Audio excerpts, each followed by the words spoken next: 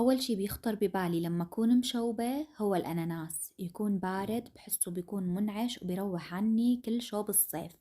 انتو قولولي لما تكونوا مشوبين شو أول شي بيخطر عبالكم؟ عملت هاد الحلا على قد ما كنت مشوبة مبارح وطلع طعمه كتير طيب.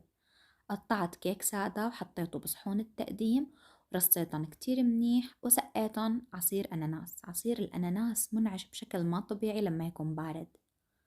حطيت بطنجرة على النار لتر حليب وحطيت له 3 مغلفات كريم كراميل البودرة بس.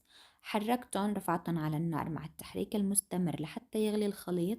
حطيته بإبريق الكوكتيل، زدت عليه علبة قشطة، وزدت عليه 4 5 6 حبات بسكوت سادة حسب الرغبة، وخلطتن كتير منيح. بعدين صبيت الخليط فوق قاعدة الكيك اللي عملناها بالبداية.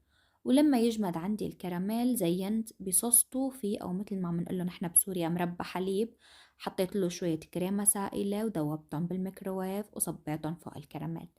والفقاعات اللي بتطلع على الوجه بعود خشبي بهي الطريقة منتخلص منها.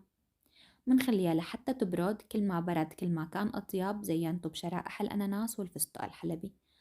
التزيين اختياري بس الطعم ولا أطيب من هيك. ولا تنسوا اللايك للفيديو.